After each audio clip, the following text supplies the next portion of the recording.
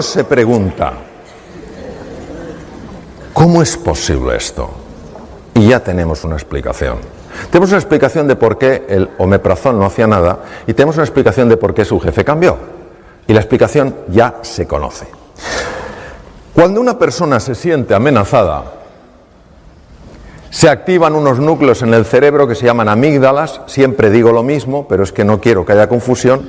Cuando hablo de amígdalas en el cerebro, no estas. Porque en una ocasión, con un grupo de pocas personas, no llevaba imágenes, no llevaba cerebros, que a veces llevo cerebro, empecé a hablar de las amígdalas y una persona empezó a ponerse súper pálida. Y yo digo, este se me cae redondo. Digo, ¿qué le está pasando? Digo, oye, ¿te encuentras bien? Y me dice, no. Digo, ¿pero qué te pasa? Y dice, que estoy entendiendo toda mi vida. Y ya no tiene remedio. Me las quitaron de pequeño. Vean, la confusión viene de que amígdala en griego es almendra y se parecen a estas, pero no son estas. Están en el cerebro. Es nuestro detector de amenaza. Cuando la amígdala se activa ante la percepción de una amenaza, lo primero que hace es robar sangre de la parte anterior del cerebro, lo cual produce cambios muy importantes en la percepción de nuestros recursos, porque al activarse la amígdala y reducirse el aporte de sangre a la zona anterior del cerebro, se pierde capacidad de comprender, se pierde capacidad de aprender, se pierde capacidad de ser creativo y se pierde capacidad de tomar buenas decisiones. Por eso, cuando tú, Blas, antes hablabas del sentido positivo de la vida, incluso en la enfermedad, es muy importante, porque si tú la enfermedad solo la vives como una amenaza, no podrás encontrar recursos naturales que tienes que te pueden ayudar a tomar vías que favorezcan la curación, porque ni siquiera las verás. Por eso un niño, una niña en un colegio, en una escuela, un estudiante en una universidad, donde sea, una persona en una empresa, que se sientan amenazados, no que estén amenazados, que se sientan amenazados porque no hay una cultura de encuentro, de cordialidad, de afecto, y activen estos centros, no importa lo inteligentes que sean, no podrán comprender, no podrán aprender, no podrán ser creativos. No porque no lo tengan, sino porque cuando se activan las amígdalas, el riego de la zona anterior del cerebro se reduce. Y esto explica perfectamente por qué determinados jóvenes que no van bien en un contexto y no aprenden, cuando les cambias el contexto, les cambias la forma de enseñanza, aprenden y aprenden muy deprisa. Pero es que el efecto en el cuerpo es también muy marcado, y uno de los efectos es en el estómago. Cuando una persona se siente amenazada, y Margarita se sentía amenazada por su jefe, que no necesariamente la estaba amenazando, pero ella se sentía amenazada, el sistema nervioso simpático hace exactamente lo mismo que si te persiguiera un tigre. El tubo digestivo lo paraliza. ¿Entendéis? Porque no te vas a poner a comer si te persigue un tigre. ¿Qué pasa con un estómago que se paraliza? Un estómago que se paraliza es un estómago a través del cual la comida no puede fluir bien. La comida, cuando no fluye bien, se estanca. Cuando se estanca, se pudre. Cuando se pudre, fermenta. Cuando fermenta, produce gas. ¿Qué hace el gas? Hincha las paredes del estómago. No hay medicación, bueno, algunas que te reducen el gas, pero el omeprazol, por más que te baje el ácido, si el problema no es el ácido, el problema es la dilatación del estómago. En el momento en el que Margarita empezó a buscar el encuentro, al principio con una tenue sonrisa forzada, estaba mandando al cerebro un mensaje: tú no sonríes en presencia de la amenaza. ¿Os imagináis el tigre y que digas tú, ¡oh! ¡Qué oportunidad! ¡Oh! ¡Charlemos! No. Entonces, el simple hecho de el propio cuerpo disponerlo para el encuentro, y la sonrisa es así, es suficiente para que el sistema nervioso simpático se desconecte y se active el parasimpático. ¿Por qué se le quitó el dolor a Margarita? Porque el estómago empezó a funcionar. Ella no tenía ningún problema de estómago, por eso en las endoscopias no se veía nada, no había nada, porque la dilatación no se ve en la endoscopia. Bien. Cuando el profesor Hanseli, del que os he hablado, le entrevistaron porque se hizo muy famoso. En una de las entrevistas de radio le hicieron una pregunta normal. Su respuesta fue singular. Estamos hablando de un fisiólogo puro que se pasó 25 años en laboratorios. No estamos hablando de un místico, no estamos hablando de alguien, de un filósofo, no estamos hablando de un gran humanista, hablamos de un biólogo puro. Le preguntaron, profesor Shelley, ¿qué es lo que podemos hacer en una sociedad tan distresada? El distrés es el estrés negativo, como el de Margarita, el que daña. ¿Qué podemos hacer en una sociedad tan distresada para bajarlo? Contestación de Hans Shelley: ganarse el amor de su vecino.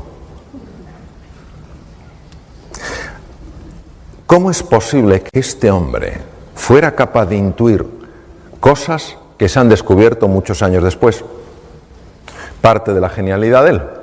Hoy en día sabemos que cuando una persona se encuentra con otra, con estos lazos de afecto, de cordialidad, de voluntad, de cooperación, automáticamente el cerebro produce una sustancia llamada beta-endorfina.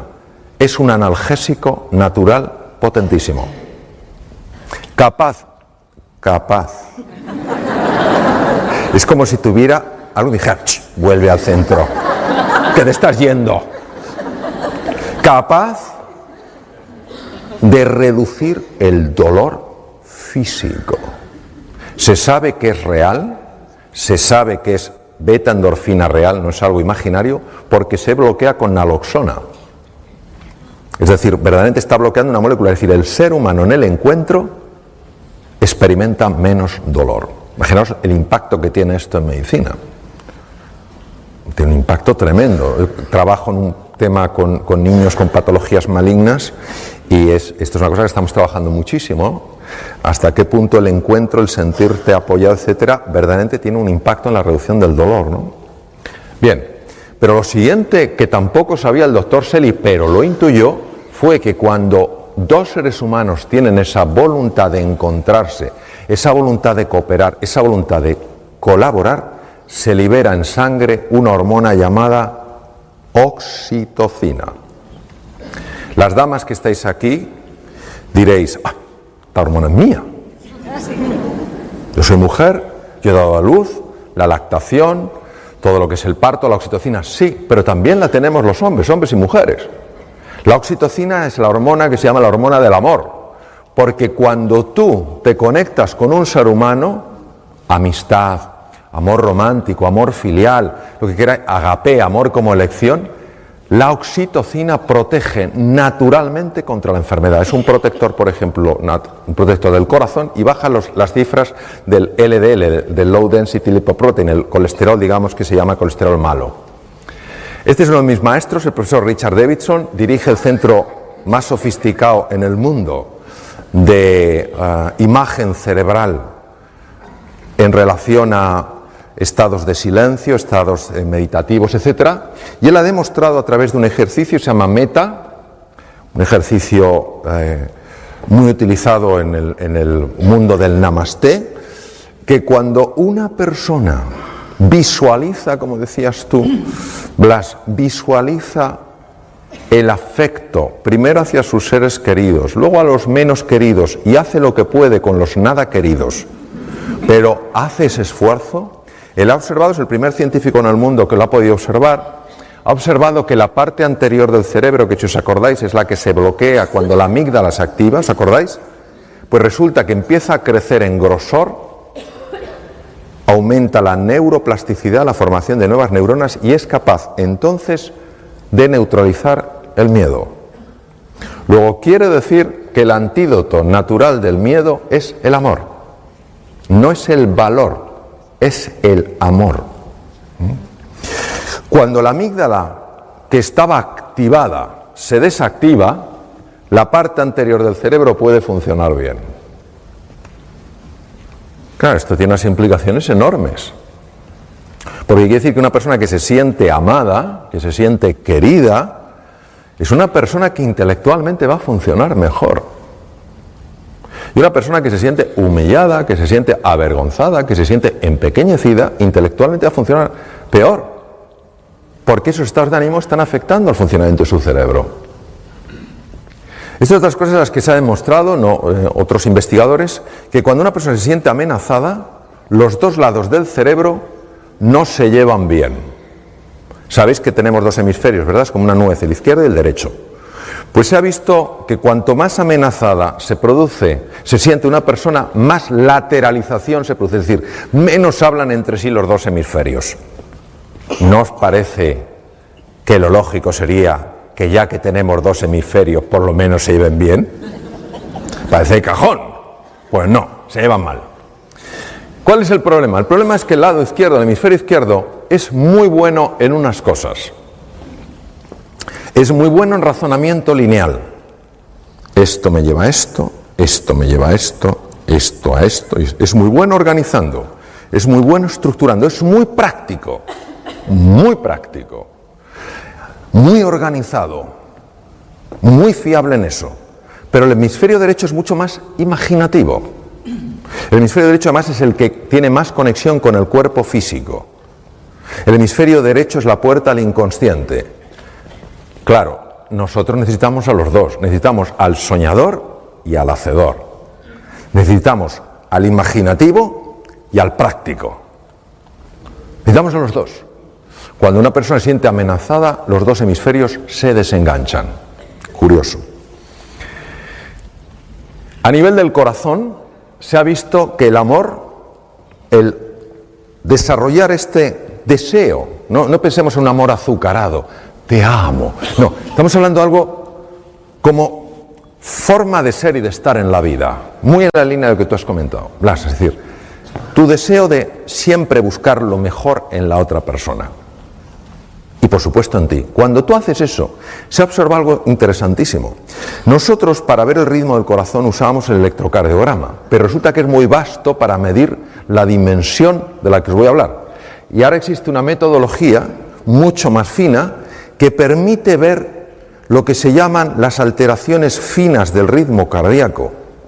Y observamos, por ejemplo, que cuando una persona está estresada porque se siente amenazada, aunque el electrocardiograma parezca normal, cuando tú lo haces mucho más fino, la lupa es mucho más precisa, observas las enormes irregularidades. Pero cuando la persona activa el otro sistema, el parasimpático, que es el que se activa en el encuentro, fijaros qué ritmo más curioso toma el corazón. Esto se ha asociado con mayor longitud de vida. Se llama coherencia cardíaca. La coherencia cardíaca hace que el corazón funcione mejor y el corazón tiene su propio cerebro, Emite un campo electromagnético hasta 3 metros de distancia, se ha medido. Y está alterando todas las células del cuerpo. Que el corazón funcione así está afectando a todas las células. El sistema parasimpático, que es el sistema del encuentro, opuesto al simpático, no es que el parasimpático sea bueno, es que cuando este está demasiado activo, ya hemos visto lo que pasa, la sensación de amenaza. Cuando el parasimpático empieza a dominar un poco el juego, aumenta la capacidad de hacer frente a las infecciones, porque se potencia el sistema inmune. Entonces, muy importante cara a la enfermedad. Se reduce la producción de radicales libres. Veréis, un radical libre, nosotros sabéis que usamos el oxígeno para producir energía, pero pagamos un precio. Lo mismo que para venir aquí de Alicante, ha habido que ir por una carretera de peaje y se paga un precio, y preferirías no pagarlo, pero si no pasas por ahí, para poder utilizar oxígeno y obtener energía pagamos un precio. Ese precio es la producción de unas cosas que se llaman radicales libres. ¿Qué es un radical libre? El radical libre es una molécula muy inestable que le falta un electrón y necesita robar el electrón. ¿Cómo roba el electrón? Bombardeando otras células para robarle los electrones. Esto genera muerte celular, daño en pared celular, en membrana celular, envejecimiento temprano y mutaciones. Pues el encuentro, la activación del parasimpático, reduce la producción de radicales libres. Lo que veis ahí en las puntitas de los cromosomas se llaman los telómeros, y uno de los descubrimientos más importantes que se han hecho jamás en genética. El telómero se descubrió con microscopía electrónica. En los extremos de los cromosomas, lo que veis en color rojo, No se sabía muy bien lo que hacía. Los cromosomas son como unos estuches donde está el ácido, el DNA, el ácido desoxirribonucleico enrollado, el material genético. Cada vez que una célula se divide, tiene que duplicar los cromosomas para que a cada célula hija vaya el mismo número de cromosomas. En ese proceso el telómero se adelgaza. Si el telómero se adelgaza más allá de un cierto nivel, la célula ya no se puede reproducir. Si no se puede reproducir, una vez que esa célula llegue a su tiempo de vida, se muere. Es decir, la base del envejecimiento y la destrucción de los tejidos. Sorprendentemente, observaron que algo misterioso reparaba los telómeros y no sabían lo que era. Hasta que una investigadora australiana y un equipo de investigadores norteamericanos, la doctora Elizabeth Blackburn, demostró que es una estructura enzimática llamada la telomerasa. 2009 es el año en el que ella ganó el Premio Nobel de Medicina y Fisiología por el descubrimiento de la telomerasa.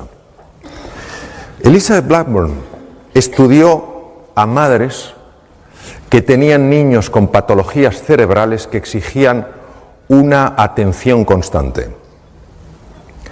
Algunas de estas madres tenían la ayuda de sus maridos, de la comunidad, pero había algunas que estaban totalmente solas haciendo frente a ese desafío.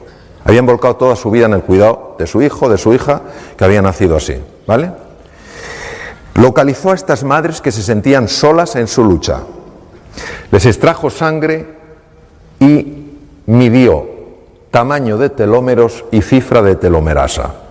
Tamaño de los telómeros era muy bajo, cifras de telomerasa bajas. Esto, la implicación, es un acortamiento de la vida. ¿Entendéis por lo que he explicado? Se le ocurrió que a todas esas madres que ella había localizado de motu propio, ponerlas en contacto para que hablaran, para que pudieran compartir sus penas y sus alegrías, para sentirse comprendidas. De nuevo la presencia del encuentro, del amor.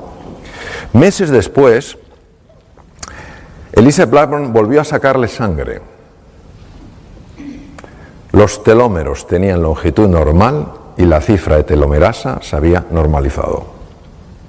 El centro más importante del mundo de investigación en monos, el mono que se utiliza ahora es el macaco, que es el mono que parece que ha hecho la mili, porque tiene el pelo como rasurado así, ¿sabes?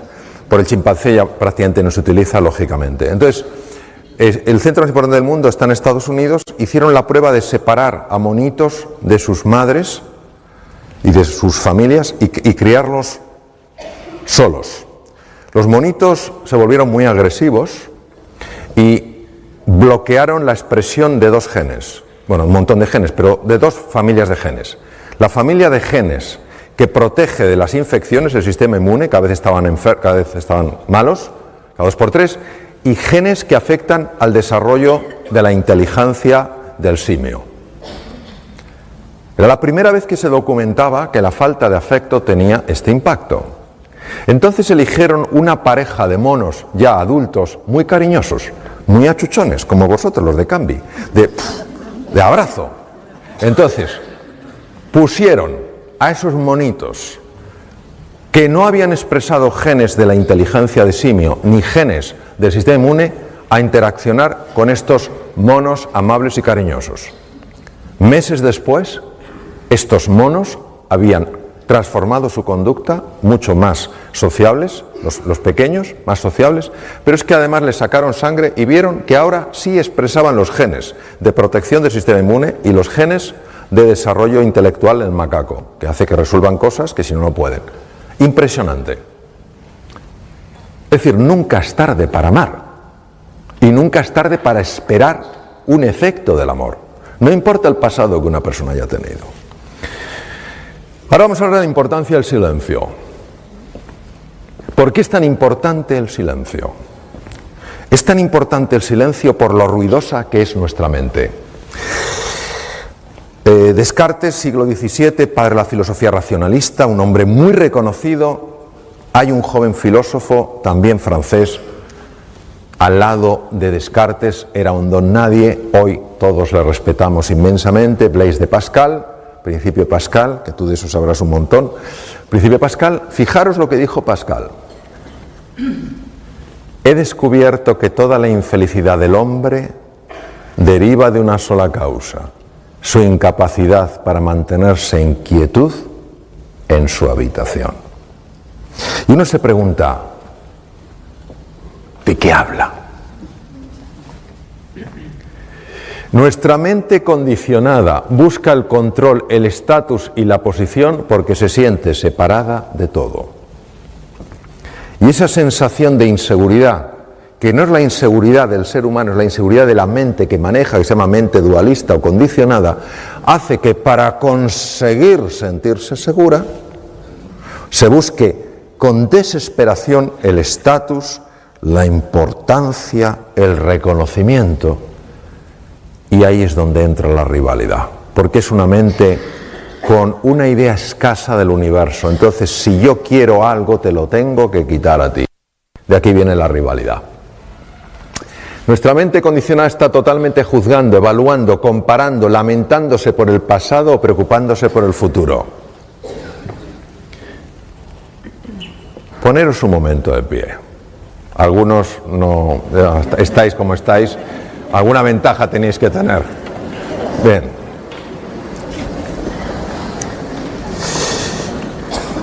Hace no muchos años a alguien se le ocurrió utilizar un invento de hace miles de años en algo moderno. Se le ocurrió poner, afortunadamente, ruedas a las maletas.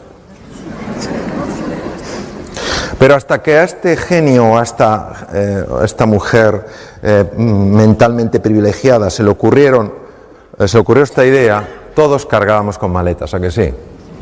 ¿Os acordáis esas maletas llenas de libros? O esas maletas llenas de algo pesado. Bien, imaginaos que tenemos dos maletas en el suelo. A la izquierda una y a la derecha. Maleta sin rueda, maleta pesada. Vamos a usar la imaginación. Yo sé que no hay maletas, pero vamos a imaginar que las hay. Entonces, vamos a coger la maleta izquierda, que pesa mucho, entonces no vale hacer así. No hay nadie que esté aquí tan cuadrado. Entonces, que haga uno, ni tampoco hay que quedarse así, que no puedo, hombre. Una cosa media, la izquierda. Pesa, ¿verdad? A la derecha. Bien. Si anotáis el peso en la imaginación. ¿Notáis el peso? ¿Cómo uno va a caminar bien por la vida con semejantes maletas? Vamos a dejarlas caer. Ahora vamos a poner un nombre a cada maleta. La maleta de la izquierda se llama la maleta de las lamentaciones por el pasado. Ay, si hubiera hecho caso a mi abuela. Y hubiera estudiado idiomas. Ay, si no hubiera sido tan... Ay, si hubiera elegido mejor. Nos suena, ¿verdad? Esto es como el omeprazol. Nos suena a todos. La segunda maleta es la de las preocupaciones por el futuro. Ay, ¿qué será de mí? Ay, ¿cuánto durará esto? Ya nos podemos sentar. Si esperabais algo más sofisticado, no lo hay. Esto es lo que hay. Bien.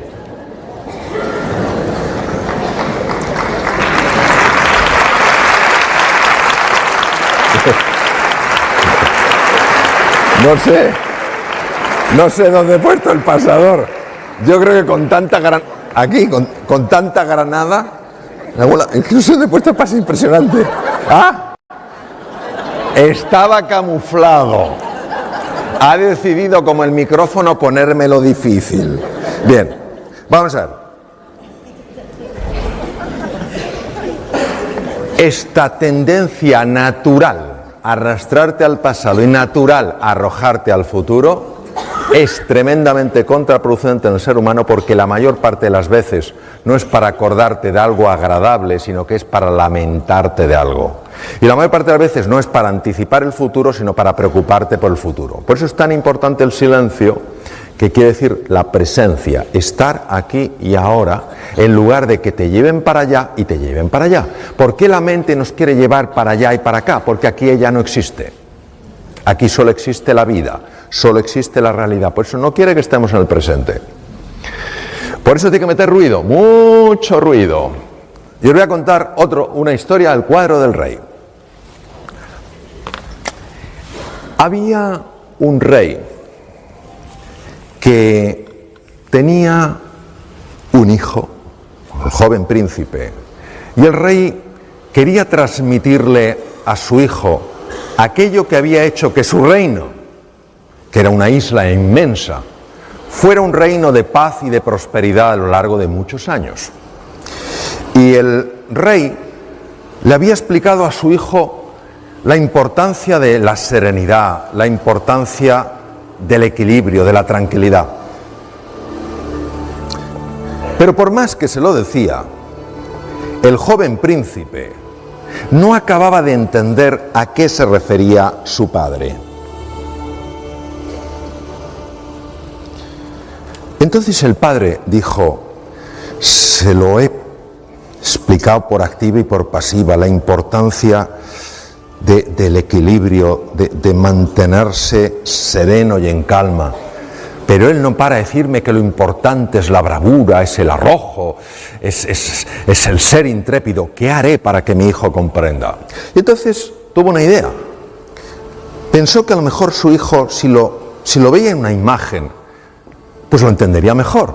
Él había usado palabras, pero tal vez su hijo entendiera mejor las imágenes.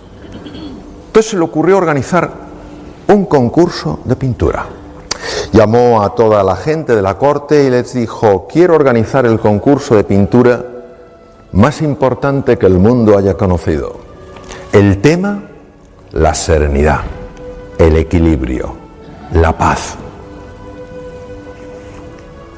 Quiero que mandéis pregoneros por todos los rincones del mundo para que los mejores artistas acudan a esta exposición. Solo una orden os doy. ¿Me habéis entendido? Los cortesanos dijeron: por supuesto, majestad, nunca hemos discutido ninguna orden suya. Los pregoneros fueron por todo el mundo hablando de este concurso magnífico de pintura, y pronto los mejores cuadros empezaron a llegar a aquella exposición, a aquel concurso. Cuadros que reflejaban mares en calma, un cielo azul, una gaviota sobrevolando, aquel mar tranquilo y en paz. Los cortesanos estaban chiflados. Bueno, qué cuadros más bonitos, qué calma transmiten, qué serenidad. Su majestad va a tener difícil elegir el ganador porque son todos extraordinarios. Pero de repente llegó un cuadro de lo más raro. Aquel cuadro representaba un mar turbulento, una enorme tormenta, donde las olas golpeaban rocas oscuras en medio de la tempestad.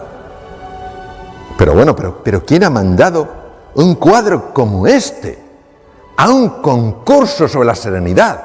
Fuera de aquí, que no estropee la belleza del conjunto. Un momento, dijo otro de los cortesanos, acuérdate de lo que dijo su majestad. Bajo ningún concepto rechazaréis ninguna obra, por rara que os parezca. Está bien, pues vamos a ponerla allí, al rincón, donde nadie la vea. Que no perjudique, que no estropee la belleza de estos cuadros. Llegó el día en el que el rey, su majestad, tenía que elegir el cuadro ganador. El rey empezó a mirar aquellos cuadros y conforme iba recorriendo uno y otro cuadro, cada vez su semblante era más triste. Y cuando llegó al último, los nobles le preguntaron: pero majestad, ¿es que no le gusta ninguno? Sí, son muy bonitos, pero a todos les falta algo. ¿Qué es aquello que hay allí? ¿El qué, majestad? Eso parece un cuadro. Sí, majestad, es un cuadro, pero un cuadro pintado por un demente. Ni se le ocurre ir a verlo, porque es que le va a reducir la sensación de belleza que hay aquí. El rey decidió explorar. Se fue allí, observó aquel extraño cuadro, con aquellas rocas oscuras, golpeadas por las olas, aquella tempestad, aquella oscuridad, y de repente dijo: ¡oh! Este es el ganador. Sin duda este es el ganador. Pero, Majestad, nunca hemos discutido nada que haya dicho usted. ¿Pero qué ve en este cuadro para declarar que es el ganador? Si no lo habéis visto bien, acercaros. Y el rey les señaló algo que el pintor había puesto, algo que había dibujado. En medio de aquellas rocas, bajo aquella tormenta, había un nido y un pajarito estaba alimentando a su cría, completamente ajeno a la tempestad. Entonces el rey les dijo: la serenidad no es no tener dificultades en tu vida, no es que no haya tormentas en tu existencia, es que siempre tengas muy claro cuál es tu prioridad. Ese es el cuento.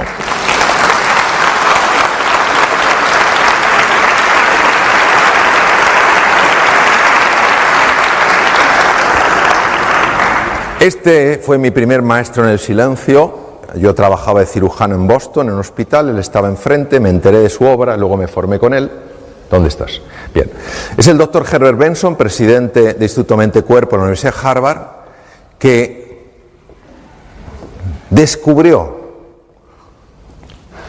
redescubrió que la mente ruidosa genera enfermedad. Que esta especie de rumiación, ¿sabes lo que digo? Que te pasa una cosa por la mañana, que te incomoda, y está uno todo el día con lo mismo. Todo el día, parece una vaca, rumiando, somos así. Entonces él se enfadaba, me recuerdo en su despacho, decía: parar el tren de pensamientos perturbadores que entran sin tu permiso en la conciencia. Yo veía que se ponía como una moto. Ya lo entiendo por qué. A él le importaba mucho acabar con la hipertensión arterial, que sabéis que va dañando las arterias, y él sabía que si se conseguía activar el parasimpático, sistema nervioso parasimpático, las personas seríamos menos reactivas y por tanto la tensión se regularía. Se fue a Dharamsala, en el norte de la India, donde vivía la comunidad tibetana. Después de un año de negociaciones con el Dalai Lama, el Dalai Lama le dio permiso, hizo registros de los monjes y vio que eran capaces de activar el parasimpático entrando en silencio.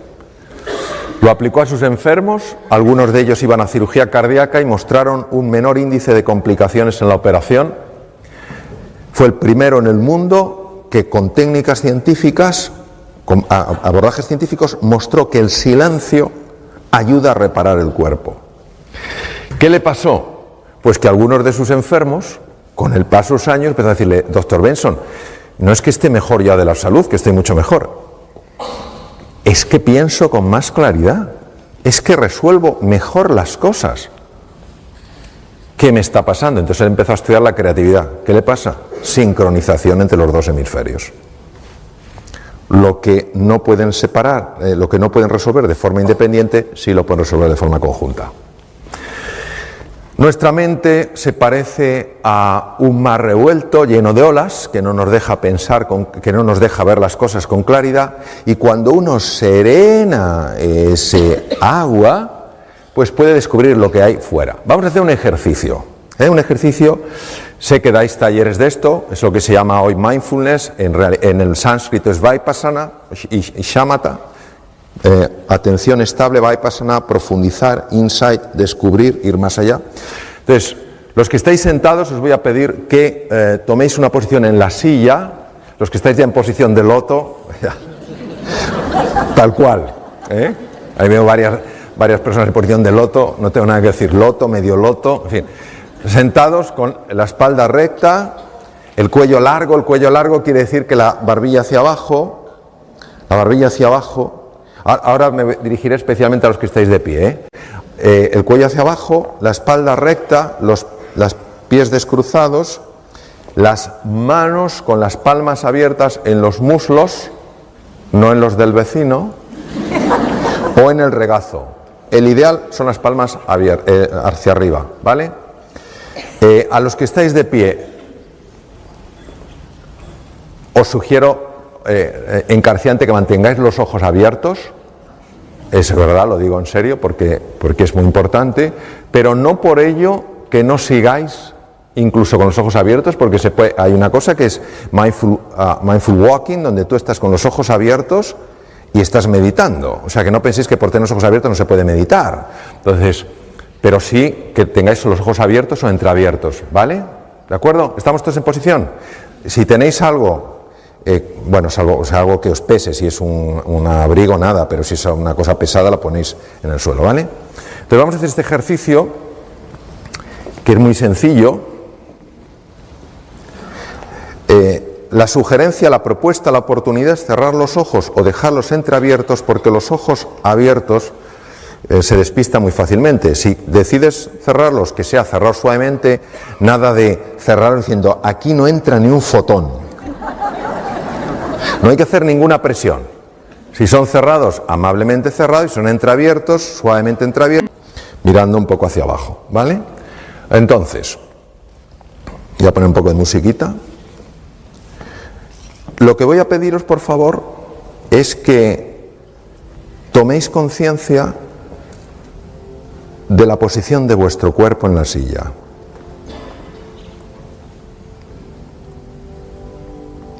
Los pies apoyados en el suelo. La espalda recta sin tensión. El cuello largo.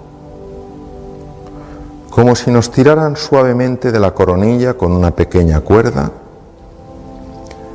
las manos amablemente apoyadas en los muslos, en el regazo,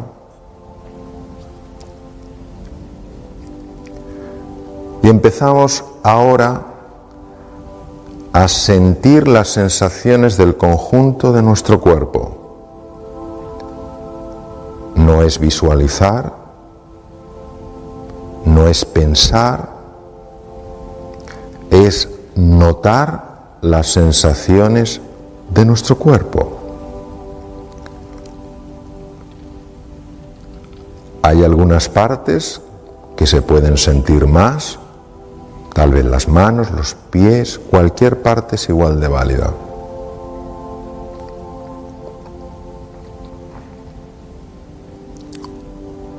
Y si algún pensamiento nos distrae, con amabilidad, con gentileza y con firmeza, volvemos a llevar nuestra atención a las sensaciones de nuestro cuerpo. Y si algún pensamiento nos arrastra a una experiencia pasada o una inquietud futura, tomamos conciencia y sin enfadarnos, con tranquilidad, con gentileza y con firmeza, llevamos de nuevo la atención a las sensaciones del cuerpo.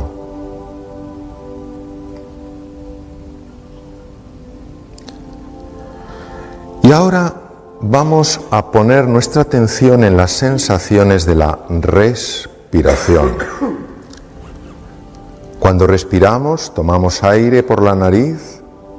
Cuando expiramos, expulsamos aire por la nariz.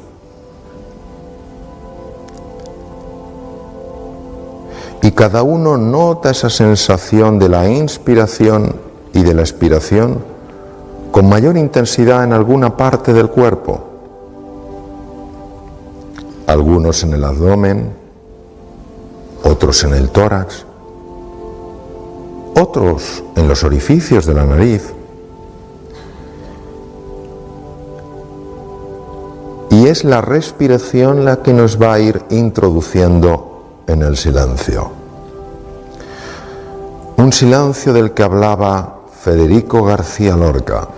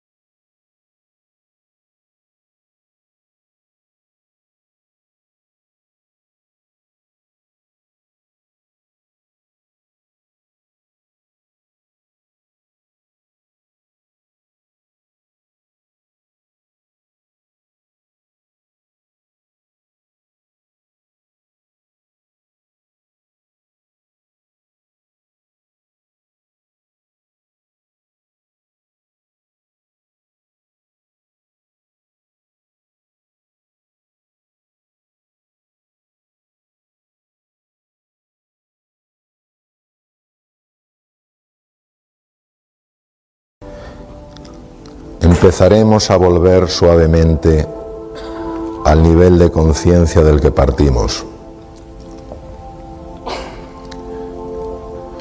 Recordando siempre que es en nuestro centro, que es también universo y que es vida, habita la serenidad, la sabiduría, la creatividad, la comprensión profunda y el amor.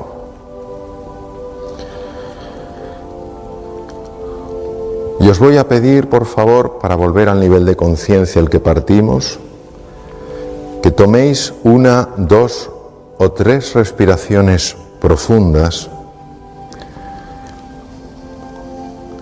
y poco a poco empecéis a abrir los ojos para volver a encontraros en este espacio completamente orientados en tiempo y en lugar. Vamos abriendo poco a poco los ojos y a medida que vamos abriendo los ojos nos vamos estirando como si fuéramos guepardos en la sabana africana. Magnífico. Muy bien.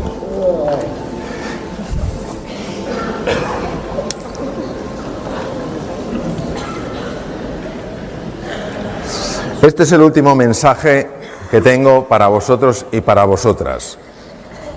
Las batallas, desde luego, se libran fuera, pero las guerras se ganan dentro. Muchas gracias.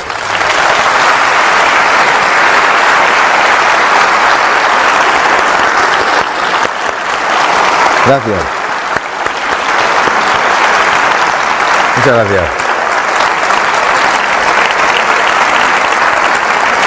Gracias. Muchas gracias.